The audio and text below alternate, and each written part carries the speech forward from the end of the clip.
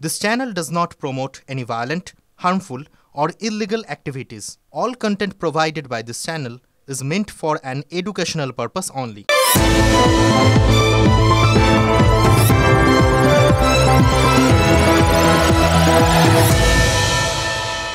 আহারে জনসংযোগ করতে গেছিলেন বিধায়ক, সংযোগ কোথায়? উনি তো মাসখানেকের জন্য বিয়োগ হয়ে গেলেন।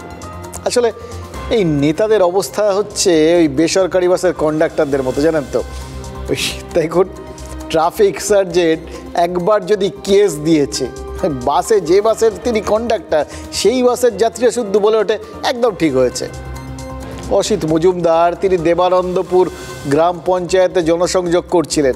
ব্যান্ডেলের কলা বাজারে নর্দমার স্ল্যাব ভেঙে পা সোজা ঢুকে যায়, ব্যাস। তারপর যা হওয়ার তাই, ডাক্তার বদলি হয়েছে, চির পাওয়া গেছে, নিহাতি দুর্ঘটনা। কিন্তু কোথায় দুর্ঘটনা? কথাশিল্পী শরৎচন্দ্রের এলাকায়। এবার শরৎচন্দ্র মানে কথাশিল্পীর এলাকায় যখন অ্যাক্সিডেন্ট, তখন একটু আধটু বাড়তি কথা তো হবেই, তাই না? সোশ্যাল মিডিয়ায় কেউ কেউ লিখছেন যে নেতা স্ল্যাব দেখেছেন, ফাঁদ দেখেননি। আবার কেউ লিখেছেন দুই স্ল্যাবে ব্যালেন্স করাটা ঠিক রপ্ত হয়নি এখনও। কেউ বলেছেন তৃণমূলের পঞ্চায়েতে স্ল্যাবের গুণমানটা ওই বিধায়ক লাইভ ডেমো দিয়ে নিজেই দেখিয়ে দিলেন। এটা তার জনস্বার্থে আত্মত্যাগ। আর বিরোধীরা, তাদের তো বলার শেষ নেই। নিন্দে করে বলছেন যে তৃণমূলের খোঁড়া নর্দমায় তৃণমূলেরই বিধায়ক পড়েছেন, এ তো একেবারে সখাত সলিল। আর শুধু কি তৃণমূলের বিধায়ক, আর যেদিকেই তাকাচ্ছি না জানেন, সেদিকেই তো দেখছি সখাত সলিল। সংসদে অমিত শাহের বক্তব্য বিশেষ নিয়ে সেখানে নাকি আম্বেদকারের অপমান হয়েছে, সেই অভিযোগ তুলেছে কংগ্রেস। কংগ্রেস সফল হলে সেটা বিজেপির সখাত সলিল। এদিকে বিক্ষোভ দেখাতে গেছিলেন সেখানে কংগ্রেস বিজেপি দুদলই, সেখানে ধাক্কাধাক্কি হলো, তাতে বিজেপি সাংসদের মাথা ফেটে গেল। সংসদে রক্তপাত, একদম লালমোহনবাবুর আইডিয়াল নাম, জানেন তো। যাই হোক, কিন্তু তাতে হলো যেটা, রাহুল গান্ধীর নামে পার্লামেন্ট স্ট্রিট থানায় এফআইআর দায়ের হলো। এটা রাহুল গান্ধীর সখাত সলিল, কারণ ধাক্কাধাক্কি যে একটা হয়েছে সেটা রাহুল নিজেই স্বীকার করেছেন। এও তিনি মাঝে মধ্যে বলেন তিনি বেশ ফিট, তাকে ধাক্কা দিয়ে নড়ানো যায় না। কংগ্রেস বিজেপি দুপক্ষই চাইছে দেখুন পরস্পরকে তাদেরই খোঁড়া গর্তে ঠেলে ফেলতে। বাংলাতেও তো গর্ত কি কম পড়িয়াছে, সেখানেও তো গর্ত খোঁড়া রয়েছে। মন্ত্রী ফিরহাদ হাকিম একটা সভায় সংখ্যালঘুর সংখ্যা নিয়ে এমন খোঁড়াখুড়ি করেছে যে বিশাল গর্ত হয়ে গেছে। এত বড় গর্ত যে গোটা তৃণমূলের তাতে পড়ে যাওয়ার আশঙ্কা ছিল। শেষ পর্যন্ত দলকে বিবৃতি দিয়ে জানাতে হয়েছে যে ববির বক্তব্যের সঙ্গে তাদের কোনো সম্পর্ক নেই।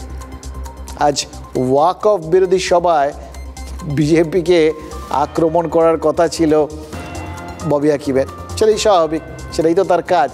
কিন্তু বিজেপিকে আক্রমণ করবেন কোথায়? ফিরহাদের নিজের সাফাই দিতে দিতেই তো পুরো সময়টা কেটে গেল। এটাকে সখাত সলিল ছাড়া কী বলবেন? নিজের খোঁড়া গর্ত তাকেই ভরাট করতে হবে। এসব থেকে কী মনে হয় জানেন তো, এই বুদ্ধিমান মানুষগুলো যে কেন মাঝে মধ্যে এরকম বোকামো করে বসেন কে জানে। তবে নেতাদের কি আর সবসময় দোষ দেওয়া যায় বলুন তো? আজ তো একটা দেশও তো দেখুন গর্ত খুঁড়ে নিজেদের ডোবানোর চেষ্টা করে চলেছে। আমাদের পদ্মাপাড়ের প্রতিবেশী নিজেদের পাতাল প্রবেশের একদম পাকাপোক্ত বন্দোবস্ত নিজেরাই করে রাখছে। কোনো সৎ পরামর্শ এক্ষেত্রে তারা কানে তুলছে না, ঠিক করে ফেলছে ঢুকবো, গর্তেই পড়ব। এবার এই নিয়ে তাহলে এই বড় চারপাশে রাজনীতিকরা মিলে যা গর্ত খুঁজছেন না, একটু সাবধান না থাকলে কখন নিজেদেরই ওই গর্তের মধ্যে গিয়ে ঢুকতে হবে সে কি আর বলা যায়? তো যতক্ষণ অন্তত নিজেদের পায়ে দাঁড়িয়ে আছি, মানে শক্ত জমিতে দাঁড়িয়ে আছি, ততক্ষণ কয়েকটা কথা বলেই ফেলি, যে কথাগুলো আপনারা জানেন, না বললেই নয়।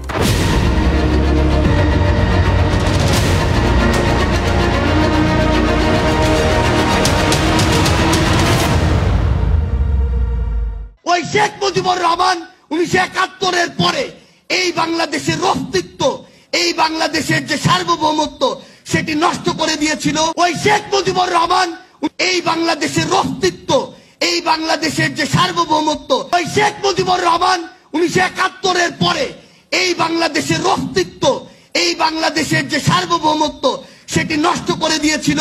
কতগুলো মুখ দেখলেন বলুন তো, অনেকগুলো মুখ, মানুষ একটা, সার্জিস আলম। হ্যাঁ, এখন খুব হট রাজনীতিক, জানেন তো, নেতা, ছাত্র নেতা, সমন্বয়ক ছিলেন এই বাংলাদেশের যে ওই জুলাই আগস্টের অভ্যুত্থান, বিদ্রোহ, বিপ্লব যাই দেখুন না কেন, সেই সময়ের তিনি মানে ওয়ান অফ দ্য সমন্বয়ক। বিরাট নাম ডাক হয়েছে তার। ওকে বিয়ে করতে এখন বাংলাদেশের উঠতি নায়িকারা নাকি পাগল হয়ে গেছেন। এক নায়িকা তো মানে রীতিমতো সেটা বয়ান করেও দিয়েছেন। বিরাট ক্রেজ আর কি। দেখুন, বৈষম্য বিরোধী আন্দোলনের পর সার্জিস আলমের যেরকম শ্রীবৃদ্ধি হয়েছে না, তিনি সুপাত্র তো হবেনই, কিন্তু সৎপাত্র সেটা বলা যাবে কি? শেখ হাসিনা যখন প্রধানমন্ত্রী তখন সার্জিসের বক্তৃতায় বঙ্গবন্ধু জাতির পিতা, আবেগে গলা কাঁপছে, গর্বে বুক প্রশস্ত হচ্ছে। আর শেখ হাসিনা কুর্সিচ্যুত হতেই সার্জিসের বয়ান দেখলেন তো, তখন কোথাও গিয়ে বঙ্গবন্ধু বাংলাদেশকে রক্তাক্ত করছে। শেখ হাসিনা যখন প্রধানমন্ত্রী তখন সার্জিস মির্জাফরদের নিয়ে সতর্ক করে দিচ্ছেন ষড়যন্ত্র হচ্ছে বাংলার বিরুদ্ধে। আর পরে কি দেখা গেল মির্জাফরিটা ওই সার্জিস নিজেই করেছে, সেই ওই ষড়যন্ত্রের অন্যতম অংশ।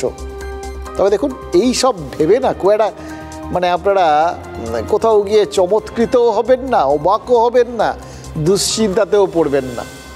এটাই মনুষ্য চরিত্র। তবে সার্জিস হচ্ছে উনুনে চড়ানো হাঁড়ির একটা চাল, জানেন তো। এরকম গিরগিটি যদি বাঁচতে যান না, গোটা বাংলাদেশটাই উজাড় হয়ে যাবে। এখন পাকিস্তান প্রেম এখন ওখানে এমন উতলে পড়েছে যে ঢাকা বিশ্ববিদ্যালয় গদগদ হয়ে একটা সার্কুলার পর্যন্ত বের করে দিয়েছে। কি সেই সার্কুলারের বক্তব্য? পাকিস্তানের সঙ্গে নাকি সম্পর্ক পুনর্স্থাপন করা হবে, মানে শিক্ষা সংক্রান্ত, দেওয়া নেওয়া সংক্রান্ত সম্পর্ক আর কি। ভাবা যায়?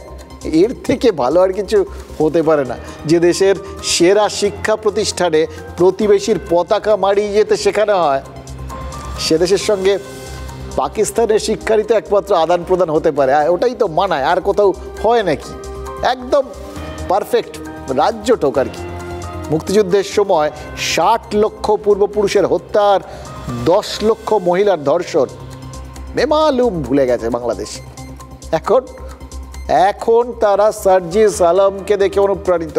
আর সার্জিস আলম যাকে দেখে অনুপ্রাণিত, সেই গিরগিটিদের রাজা মোহাম্মদ ইউনূস এখন মিশরে কায়রো শহরে উন্নয়নশীল 8টা দেশের সম্মেলন হচ্ছে। সেখানে পাকিস্তানের প্রধানমন্ত্রী শাহবাজ শরীফের সাথে একটা বৈঠক করে ফেলেছেন ইউনূস। আর এমন গর্বিত তিনি সেই বৈঠকটা করে, ইউনূসের অফিস থেকে এখন সোশ্যাল মিডিয়ায় শেয়ার করা হচ্ছে সেই ছবিটা। আর যেটা ইউনূস বলবেন না সেটার তথ্যও তো সোশ্যাল মিডিয়াতেই ফাঁস হয়ে গেছে। পাক প্রাইম মিনিস্টারের সাথে পাক গুপ্তচর সংস্থা ISI এর কয়েকজন অফিসারও নাকি ছদ্ম পরিচয়ে মিশরে গেছেন। এটা নর্মালি হয়, এটার মধ্যে কোনো নতুনত্ব নেই। যখন এরকম মানে পাকিস্তানের এই বড় কর্তারা বিভিন্ন দেশে যান না, তাদের সাথে ISI এর লোকজন থাকে। কিন্তু প্রশ্ন তো সেটা নয়। প্রশ্ন হচ্ছে, যেটা সোশ্যাল মিডিয়ায় সংশয় প্রকাশ করা হয়েছে বা ইতিউতি ইঙ্গিত করা হয়েছে, সেটা কি সত্যি? ওই ছদ্মবেশী ISI চরদের সঙ্গে কি ইউনূসের বৈঠক হয়েছে? এসব দেখুন, সত্যি কথা বলতে কি এসব আলাদা করে খোলসা করে বলাটা খুব কঠিন। তবে বাংলাদেশের সংবাদ মাধ্যম কি বলছে, যেটা বলছে তাতে গোটা বিষয়টা খুব অস্বাভাবিক বলেও মনে হচ্ছে না, জানেন তো। ওই পাক সংবাদ মাধ্যম আর বাংলাদেশের সংবাদ মাধ্যম ওরা জানিয়েছে যে করাচি বন্দর থেকে নাকি একটা পণ্যবাহী জাহাজ ওই চট্টগ্রাম বন্দরের দিকে রওনা হয়েছে। জাহাজ তো যাচ্ছে, কি নিয়ে যাচ্ছে? চাল ডাল কারা দেবে? পাকিস্তান। তারা নিজেরাই তো আটার লাইনে দাঁড়িয়ে রয়েছে, তাহলে পাঠাবে কি? আটার ট্রাক ওই দেশে লুট হয়ে যায়, তাহলে দেবেটা কি করে? থাকলে তবে তো দেবে। তাহলে পাকিস্তানের বাংলাদেশকে দেওয়ার কি রয়েছে? অস্ত্র, সন্ত্রাস, এটা আছে, ওদের মেলাই আছে এই সমস্ত। এই ব্যাপারে ওরা মানে আরামসে রপ্তানি করতে পারে। কিন্তু প্রশ্ন তো সেটা নয়। প্রশ্ন হচ্ছে, শখ করে ওই জিনিস কি কেউ ঘরে তোলে? ভেবে দেখুন তো। আর তাকিয়ে দেখুন এই কাশ্মীরের দিকে, একসময় সেখানে সন্ত্রাস ছড়ানোর জন্য কি কাণ্ডটাই না করেছে পাকিস্তান, কত খরচা করেছে, কত মানুষকে ওখানে মেরেছে। আর তারা এখন ওই কাশ্মীরের মানুষ ওই সন্ত্রাসকে ঘাড় থেকে এখন নামাতে মরিয়া হয়ে গেছেন, তারা এখন উন্নয়নের রাস্তায় হাঁটতে চাইছে। আজও তো হিজবুল কমান্ডার সহ 6 জঙ্গিকে ওই কাশ্মীরে নিকেশ করেছে সেনাবাহিনী। মানে পাকিস্তান ওখানে চেষ্টা চালিয়ে যাচ্ছে আর কি, কিন্তু সফল হচ্ছে না। কারণ সব থেকে বড় কারণ কি, ওখানকার মানুষজন বদলে গেছে। আর ওদিকে বাংলাদেশের দিকে তাকিয়ে দেখুন, তারা এখন সেই সন্ত্রাসের চাষ করার জন্যই মুখিয়ে রয়েছে। যশোরের এক মাদ্রাসায় বার্ষিক উৎসব ছিল, সেখানে কি হয়েছে জানেন? শুনলে আপনারা চমকে উঠবেন। কারণ এন্ড অফ দ্য ডে মাদ্রাসা মানে তো শিক্ষা প্রতিষ্ঠান। আপনার আমাদের ছেলেমেয়েরাই তো সেখানে যাওয়ার কথা, পড়াশুনো করার জন্যই যাওয়ার কথা, শিক্ষিত হওয়ার জন্য যাওয়ার কথা। সেখানে গিয়ে তারা কি করেছে জানেন? বার্ষিক উৎসবে জেহাদি সন্ত্রাসবাদী সেজেছে। তালিবদের এই ভাবনা ভাবা যায়? সেই ভিডিওটা ভাইরাল হতেই তো গেল রব উঠেছে। গোয়াজ ইউ লাইকে কত কিছু লোকে সাজে, কিন্তু এরকমভাবে সন্ত্রাসবাদী কেউ সাজতে চাইবে এটা তো কখনো শুনিনি। মাদ্রাসার প্রধান কি বলেছেন জানেন? বলেছেন এটা নাকি নেহাতি নাটক। হ্যাঁ, নাটকের কুশীলবরা এমনই, তারা এরকম একটা বিষয়বস্তু বেছে নিলেন। এ নিয়ে কিন্তু প্রশ্ন উঠতে শুরু করেছে, কারণ শিক্ষা প্রতিষ্ঠানে এই প্রবণতাটা অত্যন্ত খারাপ ইঙ্গিতবাহী। প্রশ্ন তো এখন উঠতেই পারে যে ধীরে ধীরে বাংলাদেশের সমাজ কি সন্ত্রাসপন্থী হয়ে যাচ্ছে? এড়ানো যাবে এই প্রশ্নগুলো? পাকিস্তানের প্রাইম মিনিস্টার শেহবাজ শরীফ ওই যে বৈঠক করলেন মোহাম্মদ ইউনূসের সঙ্গে, সেখানে কি মোহাম্মদ ইউনূস তাকে এই আশ্বাসটাই দিয়েছেন নিশ্চিন্তে বাংলাদেশে সন্ত্রাসের চাষ করা যাবে, আপনারা জাস্ট বীজটা পাঠিয়ে দেখুন, আর একটু মালি লাগবে। পাগলা কুকুর যেরকম দেখবেন ওই জলাতঙ্কের বীজ ঝেড়ে ফেলতে একে ওকে কামড়ে বেড়ায়, জানেন তো? লক্ষ্য একটাই, তারা মনে করে যে যত বেশি লোককে কামড়াবে তত বিষটা তার শরীর থেকে বেরিয়ে যাবে। পাকিস্তানে তো সেই দশা। তারাও এখন গোটা বিশ্বের কাছে সন্ত্রাসবাদী রাষ্ট্র বলে পরিচিত হতে হতে এখন তো একদম পুরো কোণঠাসা। ওটা এখন নিজেদের ঘাট থেকে নামাতে পারলে বাঁচে বেতালের ভূত।